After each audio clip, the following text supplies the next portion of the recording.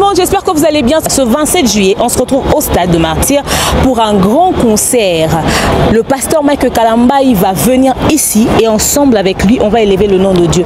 Une production signée Majabu Gospel. Les billets sont déjà disponibles. C'est le 27 juillet qu'on va se retrouver ici au Stade de Martyrs avec le pasteur Mike Kalamba. Les amis de Rafi qui seront présents. Les amis de Majabu Talent saison 1, saison 2 seront au rendez-vous. Maman Sandra Moui, maman Rosni Kaïba, maman Deborah Lukalou, tous ces chantres que vous connaissez dans le label Majabu Gospel seront au rendez-vous. Et même l'orchestre du pasteur Makalamba sera là. Alors vous devez acheter vos billets. L'église Corps du Christ, le peuple de Dieu, les chrétiens, les non-chrétiens, toutes tendances confondues, nous vous attendons ici ce 27 juillet 2024 au Stade de Martyrs. Attachez vos ceintures, on va entrer à l'intérieur. Vous allez voir, Majabu Gospel prévoit un truc énorme. Pasteur Nabino, ya Mike Nabino, le pasteur Mike Kalamba, il va vous livrer ce 27 juillet 2024 ici au Stade de Martyrs. Déjà la billetterie est très ouverte, ok? Sur Kinshasa. Alors j'invite le peuple de Dieu à se concentrer sur cet événement. Parce que le Saint-Esprit sera au rendez-vous. Bah église Nyonso ya ville à Kinshasa. Les pasteurs vont acheter des carnets de billets pour leurs fidèles. Des fidèles vont acheter des carnets de billets pour leur famille. Chaque église de la ville de Kinshasa est conviée à participer à l'événement Oyo. Alors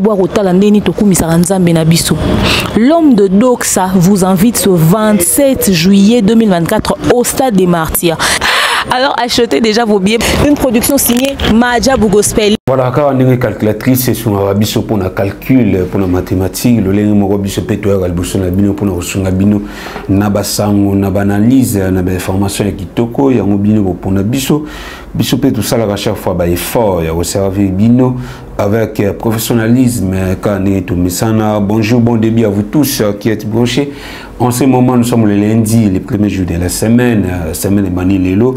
Et les week-ends passés, ils avaient qui vraiment plus dans l'actualité, la production des faits Gola à Genève, dans Kata Suisse, puis il y a maman Nabiso Blanche Tounasi, mon thème est pasteur Marcelo, ou il y a puis Bakundi Mokolo Lelo, et dans la 4e émission, nous avons une analyse de réflexion avant la côte na Genève Arena parce que nous avons vraiment mingi na Genève Arena pendant plus de 45 minutes solo na bino mais avant la côte na Genève Arena na ovana non sujet de réflexion oyoyo to pe constat na sali to pe remarque na koloba na communauté na biso na o Italie musique ya mbo na biso ezana français moko oyo ba mélomane congolais Tomisana Koloba qui n'a plus rien à prouver. Et les loyaux, vraiment, on met qu'à contredire Mouké. Batu oyo bakota ba musicien biso sur la liste. Il y a un musicien où il faut pas le bakino, ils n'ont plus rien à prouver. Qui ont réellement droit de les dire et qui n'ont pas le droit de les dire. Il y a vraiment un sujet de réflexion qui n'a rien avant la côte dans ma solo, il y a Genève Arena, il y a Ferrego, la canne dans tout le banébadélé. Maman a Blanche Tounasi, où il a fait qui depuis la semaine passée. Et il est enterré aujourd'hui, le lundi, et l'obit aux avec Nastat Raphaël pour la veille actuelle de dernier recueillement. Et il est là, exposition à corps et Salemaki, et pas y avoir qui n'a pas levé à corps, on a morgue à 50 ans. Bakumaki on a Nastat Raphaël pour l'exposition, et après, il y a quoi intérêt en haut, donc on est aussi à l'émission Boué, cortège, il y a cercueil, il y a un moment de Blanche Tounasi, ils ont déjà direction cimetière, je crois. On a vu surtout les correspondants, on a vu sur la reportage, ils vont nous ramener les images, on a différentes chaînes, demain officiel, bev officiel, pourquoi pas. En plus, c'est pas Lélo. Et d'ailleurs, je vous prie, je vous invite à vous abonner, vous qui peut-être venez de nous rejoindre, pardon, en ce moment. Donc, ceux qui ne vous s'abonner, s'il vous plaît, abonnez-vous et invitez les autres à s'abonner massivement sur notre chaîne. En plus, qui est l'une des chaînes des DAB, l'une de nos chaînes, c'est notre chaîne des DAB, soutenez-la et ça l'a bien sur les chaînes et Mati. Donc là, demain officiel, ou officiel, pourquoi pas, Africa Mobimba Télévision. Donc encore une fois, paix à l'âme de notre maman Blanche Tounasi. Nous, c'est ça qu'on nous lien encore une fois au pasteur Marcelo, ainsi qu'à tous les enfants et à tous les croyants de l'église La Compassion. Donc, espérons que notre Dieu Jéhovah va vous fortifier pour que vous répondre à vie, pour répondre à l'activité comme il faut. Donc, le son respect au mort, il faut ça. Avant tout, il y a la Genève quels sont les artistes congolais qui ont droit de dire qu'ils n'ont plus rien à prouver et quels sont les artistes qui n'ont pas droit de le dire. On a mis ça pour la Julien Piana par exemple. Au lelo yoto ebi ibile ba utilisaka terme wana topé français wana au bakino il n'a plus rien à prouver. Moi je vous contredis pourquoi Julien Piana a beaucoup de choses à prouver. Dans bandeko bien vraiment pour le bara français à partir d'aujourd'hui botika. J'ai besoin de magambo belé na musique on a salaté une fois ça. Je vais choquer un peu peut-être les fanatiques ya Julien Piana et quelques bana ya wenge au balinga raté ko toucher toucher l'idée na bango to toucher ministre na bango. Moi aussi je fais partie il y a bana wenge mais la vérité reste la vérité quand on est quoi le bas vérité à tebe chez lamba faut aussi porter papa tout malwa mondele ya salamando qui pona oboma bato mais quand c'est pona oboma vérité mondele ya kokate donc vérité ça raté tu Julien Piana malgré les loyo il a plus de 30 ans de carrière surtout aujourd'hui quoi pendant wingi 4x4 quoi ti na wingi BCBG ya yemoko j'ai n'a aucun tube international. Les gens vont peut-être dire que Julien Piana zana ndombolo otebi tutu aluji abora pemenae. Les gens vont peut-être dire que Julien Piana azana punda o ebinesa, mais j'insiste sur le plan international Julien n'a aucun tube.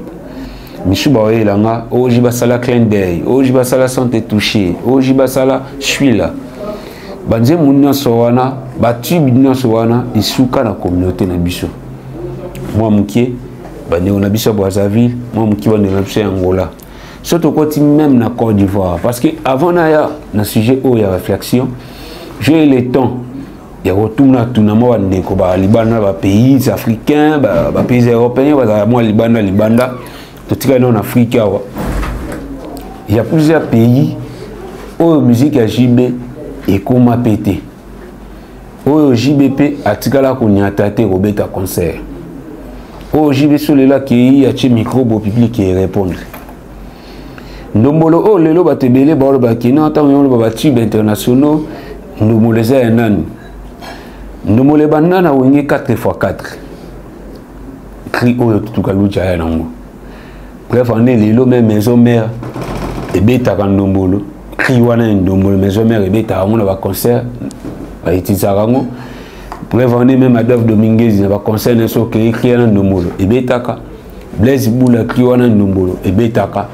Parce que d'abord la cri au ya na kati ya wingi 4x4. Tomba zala bamoniaso. Et les lots cri wana ndombolo. Ils ont ampleur en Afrique.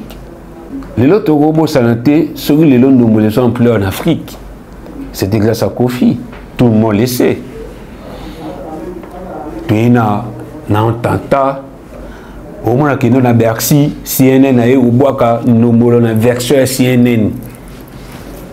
Oui, ça là qui Afrique est bien na cri wana ndombolo. Un cri qui a été conçu par Tutu Kaluji, pardon, l'un des Wingemen, l'un des artistes de Wenge, qui donc Isaiah Wenge, mais ils ont JBT à commissaire Kriwana international. Dans le vraiment, il y a BCBG à Ngomoko, BCBG à JB Piana. Il y a artiste, il y a BCBG à 4x4, tout est arrêté. Ils ont un tube moroté et traversé la frontière de JB Piana. Bref, on est JB Piana, aucun trophée international. Depuis la carrière. Si je comprends bien, les lots JB, à JB ou les lots au monde à JB, dans la communauté, c'est grâce à la polémique à Yenawera. Mais pendant ces polémiques, il y a des trophées internationaux. Pendant ces polémiques, il y a un festival dans le Stade de France. Pendant ces polémiques, où il y a un tube, où il y a Afrique. Koimiko, incontournable, incontestable et même. Tu es même na Teklo-Malewa, les biberon, Sorona kaka sente wana, Katafumwa, ils ont tube, ou Binissa Afrique. JB n'en a aucun. Alors, les loyaux, parmi les artistes qui n'ont pas ces alaka, JB en fait partie. Tant que vous voyez maison mère, vous voyez BCBG, Baran de Sili polémique et signé. JB avait eu du mal il y a eu cet album. Déjà, vous avez rumeur, déjà, vous avez déjà qui n'ont pas eu cet album, mais vous avez eu pendant plus de 10 ans. Pendant ce temps-là, vous avez eu cet album. Vous avez eu cet temps présent, vous avez eu cet Tekno-Malewa, vous avez eu Flashingeta, et Binissa. Donc, sans polémique, vous avez eu JB, vous avez eu mais sans polémique, vous avez eu JB, JB a sous JB, tout est baraté. Donc c'est clair pour confirmer que non, polémique, vous avez eu JB, Nde et Benina JB, Nde Pesa JB Makambo. Et aujourd'hui, tout le monde les voit à l'œil nu, tout le monde comprend, Nana Salinini, Nana Zanani. Les lots, Félix choisir quoi? Takolo batokolo bébé souillé aibi oyembate za ba umba malonga te mais waze quoi azana type film lelo les tubes planétaires. Même s'il y aura des gens qui auront du mal à reconnaître la personne de Félix Oisé quoi, mais les gens vont reconnaître facilement la danse film et Oisé quoi azana kora au Jibatkala aux Ouati. Donc, on a un trophée international au Jibazan en Mote. On a un tube au Jibazan en Mote.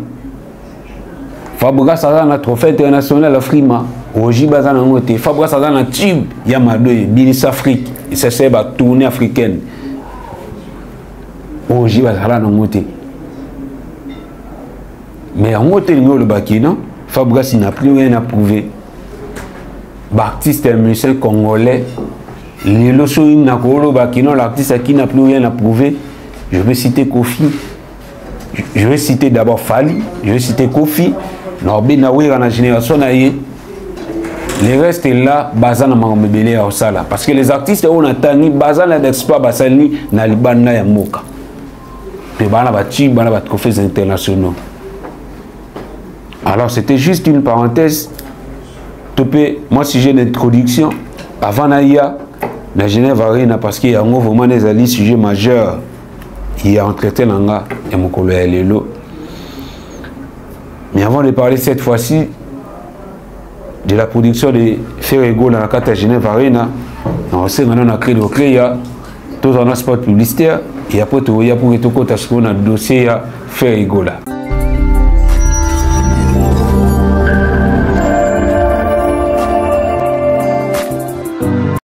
De nos jours, l'hygiène intime est une priorité. Voilà pourquoi Maliane vous propose des produits d'hygiène intime à base des plantes naturelles testés et approuvés dans les plus grands laboratoires dans le monde.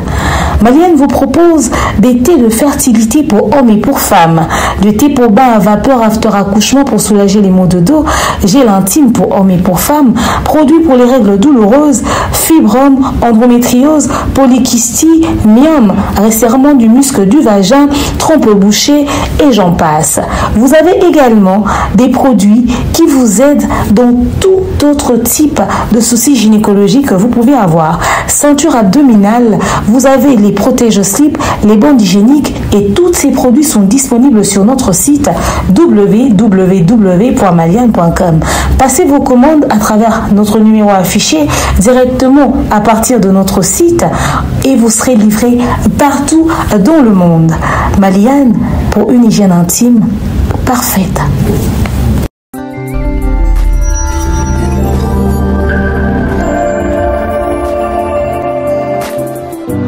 Nous sommes de retour quand il y a avant ce spot publicitaire que tout le monde qui est Genève Arena et Ferrego là. Tout d'abord, mes sincères félicitations à l'artiste pour la détermination De l'autre, bien sûr, musique est une poto, mais il y a plusieurs artistes au nom de courage, tout nom de courage, il y a autre date à niveau Europe pour bêta concert. Alors les artistes qui les font méritent nos encouragements, méritent nos félicitations. Avant de tout dire, on faut féliciter l'artiste pour la détermination et la concrétisation. Il a promis, il a réalisé. Parce que d'abord, c'est bien la date, même quand la date, on peut cocaboyer, nous les pays bétamaté. Il m'a offert, n'a pas jour passé, tout le monde reproché dans Mambouana. Tout le monde a calendrier, le n'a pas gêné. Même quand la date, on peut cocaboyer, faire la bêtise, nous les amoter. Mais ces derniers temps, il promet et il réalise. Et ça, il est au moment où il faut féliciter, il faut qu'on applaudisse. Mais avant ce concert, tout le monde moi promis c'est belé à côté artiste et côté entourage naïf. Qui listement fait Baksama, il y a délégation par rapport à la première délégation qui est dans la Didas Arena, dans Genève Arena, toujours une autre délégation et au Baksama, une deuxième délégation et au Baksama pour que la région de la première délégation, pour que la délégation comme moi mon et ça qui artiste pas ça la production est à préparer qui a mon poulet. Malheureusement, aucune personne n'a été ajoutée dans la délégation. On pensait même voir cette fois-ci le directeur artistique Marc House, la production à Genève Arena. Malheureusement, à qui il sous-souté. Pendant que ça a biso qui est en tout nami kili. Bah jouer autour les cas, délégation 6 personnes, on va qui nous ça la 10 jours na poto. Qui va accueillir pour visiter Mikili, bah on a Genève Arena. Bah bête là sur la main noire. Bah déjà que non, situation est déjà résolue. Bah contrer déjà main noire wana. Ah bah n'est compliqué bon pour nous visa bah j'ai déjà solution. Malheureusement, dans Genève Arena, mais nous apparemment, il y a des choses comme si nous avons cassé les gens qui étaient. Les gens qui étaient déjà, nous avons Kindingu, nous avons Matapodium, nous avons Virginie, nous avons Matapodium. Il y a une loose quand même, à chanteur en même temps danseur. Ils ont des Gaulois, au Balinga Komune, na podium, au Bamoniete. Makaouz, l'absence la plus remarquable, directeur artistique. 3 productions en Europe, directeur artistique qui a participé à la production Moroté. Puis absence n'a eu na podium.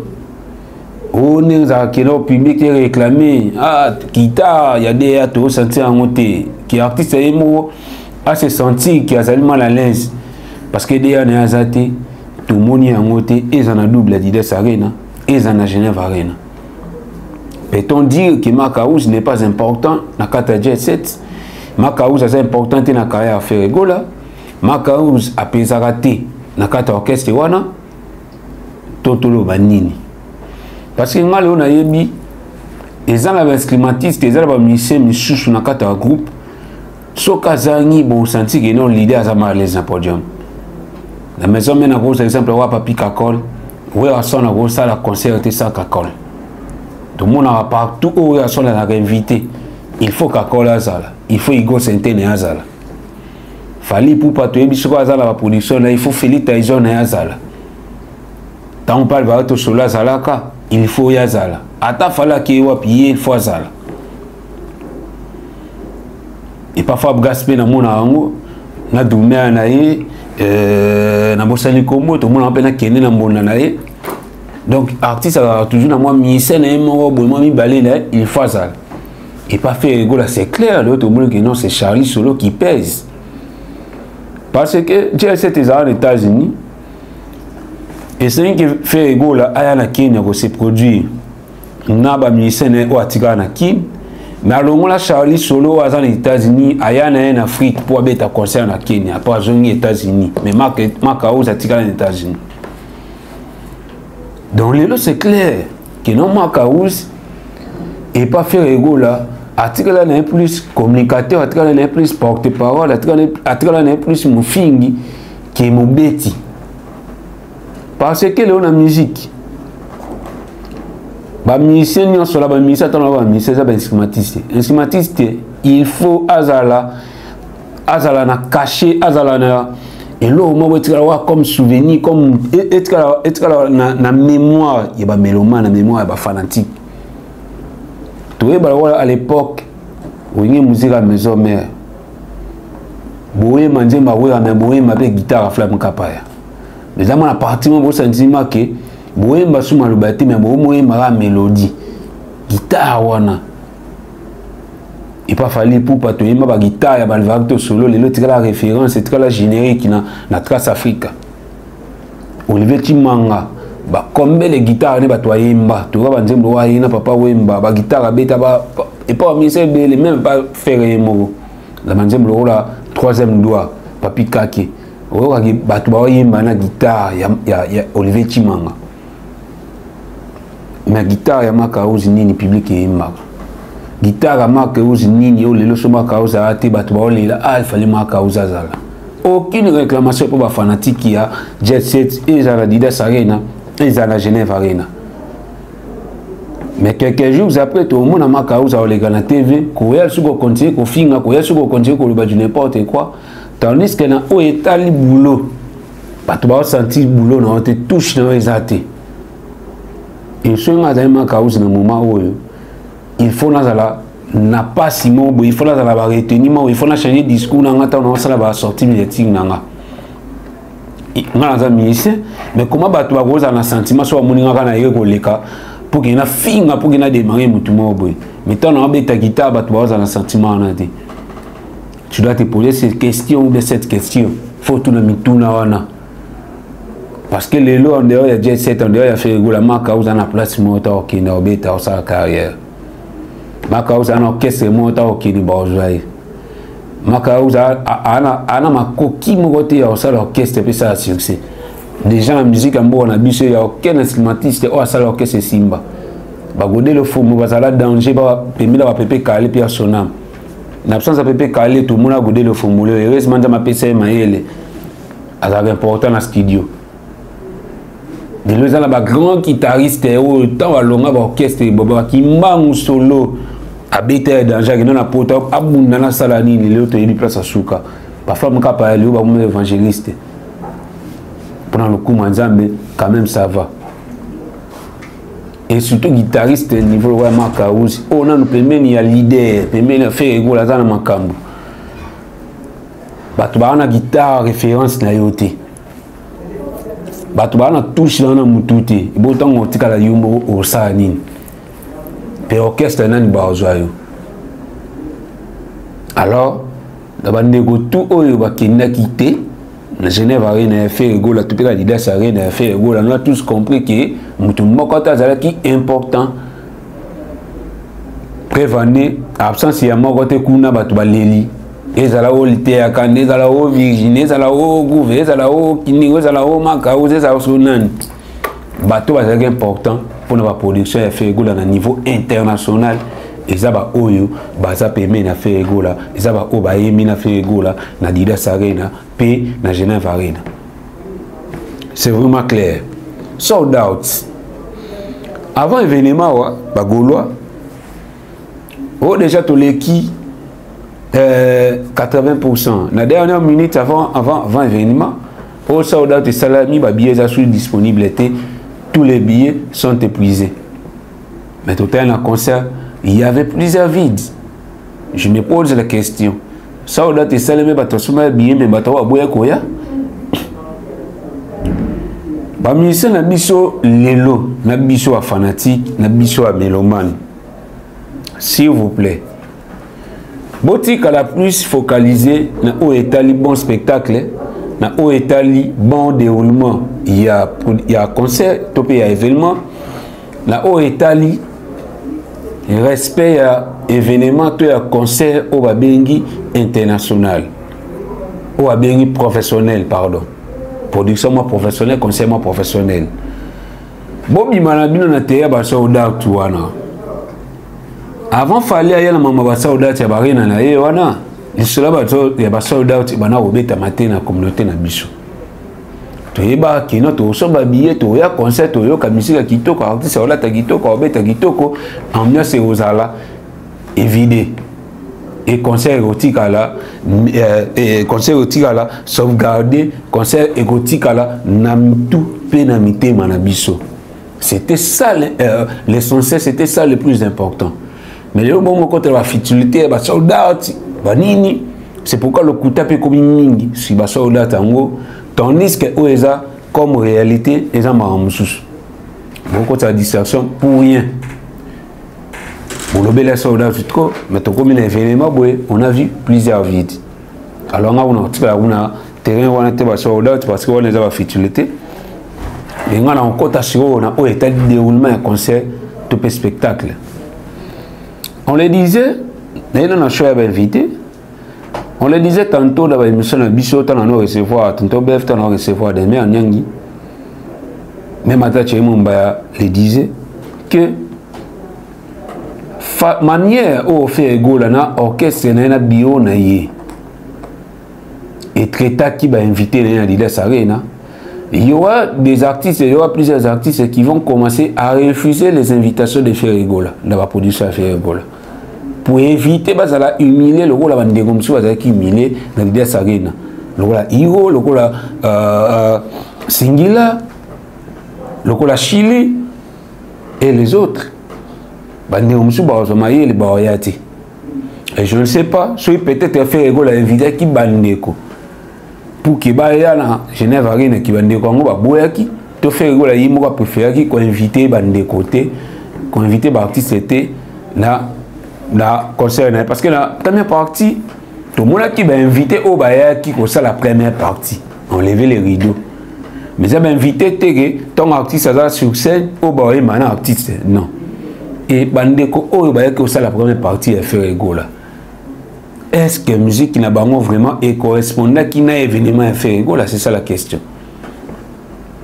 Est-ce que bandeko la musique qui n'a pas et c'est la consommer dans le public ou qui la concert à faire école. Parce que tant que j'ai invité, tant que bien ça va te payer, bon, ça la première partie, il y a événement là. Il faut que la bateau, basa pe na makambo, bateau, basa na feeling mambo, bateau au bango so ba oyipa, basa na elo mambo et message mambo, to basa na musique mo ekota déjà public là yo. To bande ko na to ba ya ba la musa ba pesa elengi avant yo kota. Parce que là, il va stresser le public.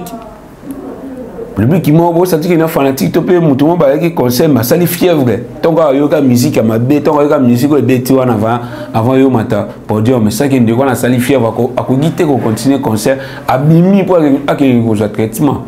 On perd déjà Moutouma, on perd 2 bateaux, on perd 3 bateaux. Alors, tant que ça va nous voir, c'est la première partie à concert.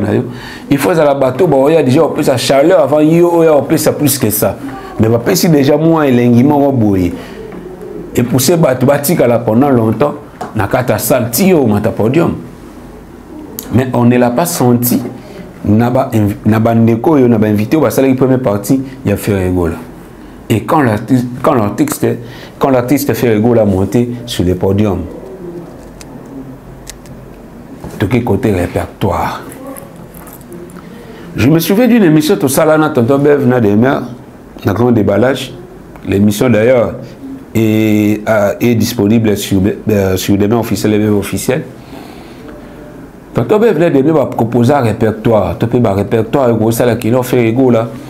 Na ba dida ça rien naé et ça a réussi et ça l'a bien et ça qui non artiste ça ma public et yimba na artiste du début jusqu'à la fin il y a concert. Malheureusement fait égaux là a respecté été a joué quelques titres. La deuxième Adidas ça rien naé. Mais l'autre est dans Genève Arena fait égaux là. Fait égaux là dans la titre où vous marchez bani go yimba. Dépend à ma podium, tiens au guitare podium, bah tu vas l'été, bah tu vas ça ennuyé, bah tu vas embanayer, puis bah tu vas boire, fait gola qui t'a podium qui conseille ici là. Fait gola est capable de le faire. Fait gola aujourd'hui a plus de 500 titres si je ne me trompe pas. Depuis début de carrière net il est là. Avant on a titre belé. Alors on a titre belé à faire gola na avant on a titre où est au sala qui non public et ça nuit public et là la té public et tika la voir la silence était à pendant 2 minutes pas. Malheureusement, lui-même l'artiste, il va exploiter un moteur, il va utiliser un moteur. Fait que la genre ya bateau yo. Alors quand on a le bateau on coûte un mois si wana. Il vous m'attend au coup t'as vraiment senti faut na draguer il faut na quoi ça y. Mais t'as ba coûte na temps on coûte na momi en boye. Mambo na so kala ngolo ba elimo yekimi. Amolo ma musus. Fait que a des titres, fait que a des chefs-d'œuvre, fait que la kana ba nzembu oyo binisa oyo yemisa batu na salle. Na boya bona scène. Abeti va bleu au boye au public et satané même pas. Les mauvais choix du répertoire et pas fait rigola. N'a pas production n'est presque nyonso. Les mauvais choix du répertoire. Je donne raison à Sonny Fox ça a été soit concert déjà que banjembo ya album né le ba flashing ta album né le ba 7 jours la semaine ba album né mikolo yo. Et puis ça vraiment camoté bah qui bouge ça pipe puis ça voilà que le pesa ou bah temps présent pesa par exemple bah sous-sol ou la force ça été ou ça y a bête le Augustine Ngali là bête fidélité d'amour bête le nikide akoya na akoya la bino moi on a 13 ans akoya tableau téléphone. Avec que non, ce sont des chansons tant qu'on a c'est bien lié ou dans cause c'est bien. Avec les gens qui n'ont public et là la raison pour laquelle tu le ouais ça la salle respect avec le cabamisien ouais ça le bête à conseil que les cabamisien congolais n'y en sont. Pas toi le voir parce que ouais ça le conseil nous t'as s'ennuyer té. Avec ba titre oh déjà que non on a ouais ça la yembi boy muto la la té muto obina muto yemba. C'est ça qui monte na fait rigola. Dynastie il y a plusieurs titres dynastie Pessima Ramundé. Qu'est-ce que j'avais dit? Il y avait plusieurs titres. Oh, il peut ça m'a ramonté. Mais hein, tu verras l'artiste sur un podium. Il peut ça m'a ramonté. C'est tout le monde qui chante avec lui. C'est tout le monde. Tant qu'on fait c'est tout le monde qui chante avec lui. Mais tant que je côté la biso bleu, mon boy, la dynastie boy. Et là, il s'y m'a solo. Et là, il s'y m'a solo. Mouta somi billet naïe, Mouta a foutu déplacement naïe. Le Genève, il y avait plusieurs gens, il y avait plusieurs personnes qui quittaient la France, qui quittaient la Belgique, qui quittaient Londres, qui quittaient payer belé pour comme la Suisse. Il a beaucoup dépensé pour son déplacement, il a beaucoup dépensé pour son billet. Mais aya boyo bete ba musique mo banze mo boyo ça que Moutoana a satisfait et Moutoana s'ennuyer moukié. L'artiste doit revoir vraiment son répertoire ou ses répertoires lors de ses différentes productions, lors de ses concerts. Il faut vraiment utiliser le répertoire où ça la kino public est là la té. Un concert où c'est un constat, bon c'est un constat que je fais, c'est un conseil que je donne à l'artiste. L'artiste doit revoir son répertoire, faire la dans œuvre, faire la dans nzembu, faire la dans seben. C'est que les PTB t'a sauté dans concert pourquoi? Et bien, tu as ajouté pourquoi? Bah, tu sais, le blanc de ton bébé, la mission dans ton Yamayawa. Tu sais, tu as ajouté la concert à faire pourquoi? Attention, moi, ça n'a pas été dans concert. Est-ce que fait quoi à quoi utiliser mon numéro été? Aïe, mais ta voix et moi, si on a un concert, toi, tu as chanté, tout le monde a même la maison. Bon, qu'est-ce que belé? Aujourd'hui, terroriste, moi, attention à commater, ta voix, moi, ça comment? Mais quand même, la chanson est interprétée parce que c'est la tienne. Eza Yomoko. Eza Yomoko. Roye Mbango, na moment de souligne, le concert na sonné en ligne parce que Eza Nzemuna Yomoko. Go modifier un peu go bouko na balolé nyonso. Eza Yomoko. Côté répertoire, côté spectacle, j'ai toujours regretté. Il y a au moins fait rigolo là. Ou avant pendant longtemps permet d'avoir la sonne. Mais le concert est fait rigolo là, on sentit que notre spectacle a été. On sentit que notre chorégraphie proprement dite est été. Depuis maison mère, le concert maison mère, chorégraphie, que ça va jeter. C'est bien que ça va blaguer. On a ni fait rigolo là. Avant ni permet d'avoir pendant longtemps. Formation côté c'est belle, formation côté spectacle, le concert fait rigolo là. À comprendre un côté pour la nine. Wana chaleur wana fab gas kutu na muna na conseil na chaleur wana izalaga fab gas avani utu tamu kiebe mena wi son J'étais surpris au monde public et bina. Lors de la présentation officielle, il y a l'album Chemin de la Gloire, il y a un générique qui a Wata ou Edmira Lelo. Générique album Chemin de la Gloire, public et bina là pas dedans, c'est pas Kangang. Fait la frappé ça a ce spectacle wana. Les gens beaucoup dit, ils disaient trop avant Dida Sarina que bah corriger, il a fallu pour pas. Mais on ne l'a pas senti, apparemment. Apparemment, coup du thème, on ne l'a pas senti. Parce que Ferregola n'a pas fait mieux que son concurrent au Lelo Toyebi. Parce que Lelo Sogi Barina Yaki, c'était pour la roya au sala, qu'on a fallu pour pas qu'il y ait notre ça mieux que yo. Malheureusement, pardon, on ne l'a pas senti. Mais espérons que dans la prochaine production à Ferregola, on verra que l'artiste fera mieux. Parce que les loyaux, dans mon IP, la justification, d'un côté Ferregola, la bio, on a un entourage, bon, on a un fanatique, il y a un baquet, Ferregola, a salé trois productions, dans le groupe Oya Kanagité et Zala. Ferregola a préparé qui va spectacle avec d'autres artistes, et malheureusement, Schengen et PC bon à visater.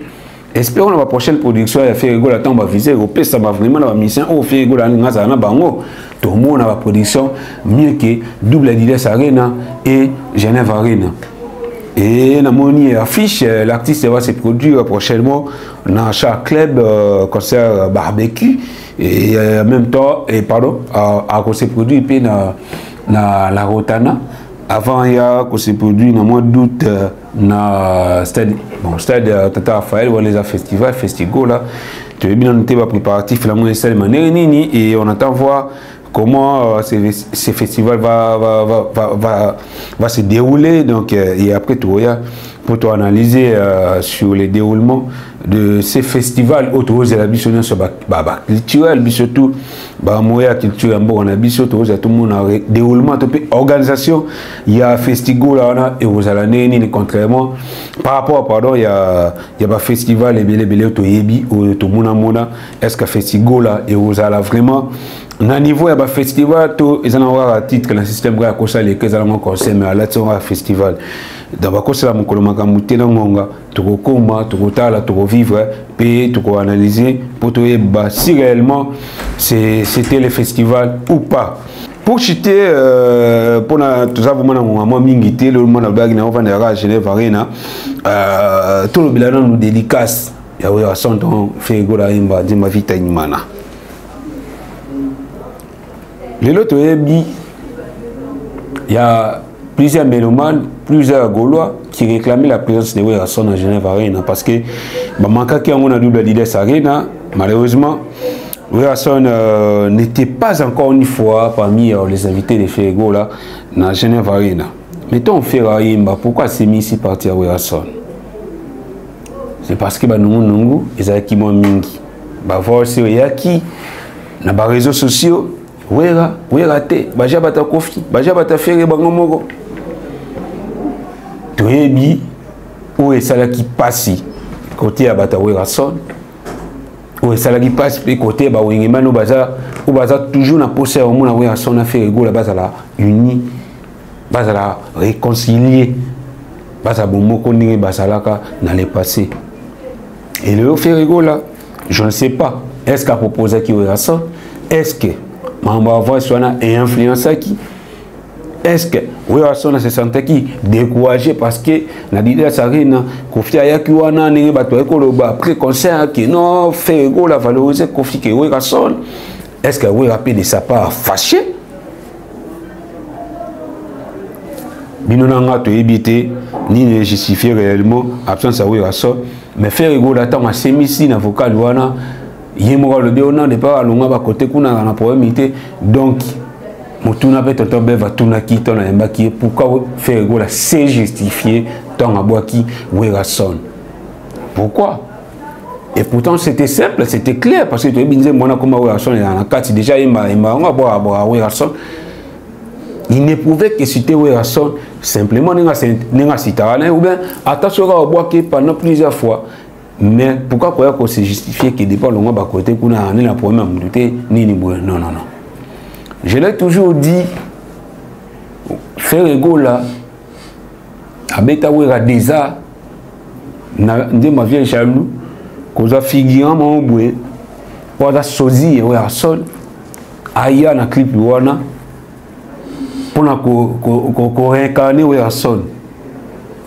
Alors déjà la beta passe wana o apesa na wera sol passe o apesa na public il y a oelinga wera sol fanatique wera sol. Et jusqu'à aujourd'hui, comme la chanson est toujours disponible sur les plateformes de téléchargement et surtout sur la chaîne YouTube de l'artiste, n'engue fait rien moi le baraton en premier taka bon est que nos artistes à promettre dans média ce qu'a réalisé à monter faux média prison il ce qu'a réalisé on faux média prison il donc faire comme beta pe wa des arts nanzembo réconciliation offert à Salara pour la justifier pour que tout va comprendre que fait rigoler dans la son qui toque il face à la mope na loembo il face à la mope na loembo bon c'est dans la minute que non le bon l'événement bou et on a fait un problème avec facilité non il faut la vraie réconciliation soit faite pour que on décolle mbala na bakutana. Oui, à son affaire rigola. Les lots BMCO, les lots faire na oui, on a chombo, mais pour qu'il va s'afficher publiquement, il faut ça là la vraie réconciliation. Et surtout quand on est tout le monde, oui 4x4 après concert réunification le 30 juin 2022, les lots tout le monde a soir Blaise Boula, allo Adolphe allo Jiba allo tout le monde comprend les missions sur Kino. La vraie réconciliation, c'est la vraie réunification, c'est la montée et le logo de Zonga dans le sous-sous. Boyo Kanaba na Wenge, par lorsqu'il est quoi, Boyo Kanaba na Wenge et Bang Sarakaka.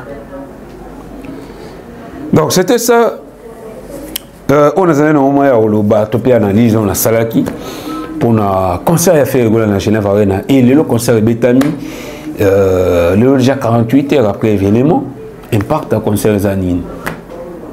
Ah, pena maman matanga ya maman Blanche Tuna c'est kangi actualité après entraînement maman Blanche Tuna ça appartement ya corps ya pasteur na biso Baruti ezoya actualité mikolo ezanga matanga ya basala ya nzamba na ebité Genève Arena oyo na ndinga rebeti ga boye on dirait faire rebeti na showbiz na ebité soki vraiment concert oyo otikala le sola concert est gobeta mal susu. Donc, tu peux avoir la chance quand on a fait sa chance. Donc, tu peux si Genève Arena fait la chance. Mais encore une fois, nous avons le début de mission qui bravo l'artiste et félicitations l'artiste pour la détermination, pour la concrétisation de la promesse. Les autres, au date. Mais après, par exemple, qui dit, conseil Robert Maté, tout le monde voisin, quoi, date, conseil Beta Maté, heureusement, les autres gens qui nouvelle qui ce concert a été reporté pour les mois de décembre, le 14 décembre prochain. Mais tout le monde, l'artiste est bien sur la date à Robert Maté. Na loba qui a même yemo fait gola na ba jour passé tout bana ko reprocher pour na yango aux autres dates tout le monde ba calendrier mais conseil Robert Maté. Mais cette fois-ci tout le monde a fait gola sur cette date à tapé. Donc bravo pour ça et surtout faire un concert, faire une production en Europe, en Suisse, parce que je ne me rappelle même plus de la dernière année où l'artiste congolais a se produit en Suisse et les gens on a fait rigolo en Suisse en 2024 malgré qu'on m'a fait combattre et Céline mais pour mettre une date et pour faire les concerts ce n'est pas facile. L'artiste mérite nos sincères félicitations. L'artiste mérite nos encouragements pour fortifier, pour encourager les autres artistes de le faire ou de faire mieux. Parce que toi, l'artiste est paresseux et belé. Quand on est au début, même en français, ils n'ont plus rien à prouver, tandis qu'ils ont beaucoup à prouver. Dans cité comme moi, Jimé Piana, dans cité comme Blaise Boula, dans cité comme Missé Bela.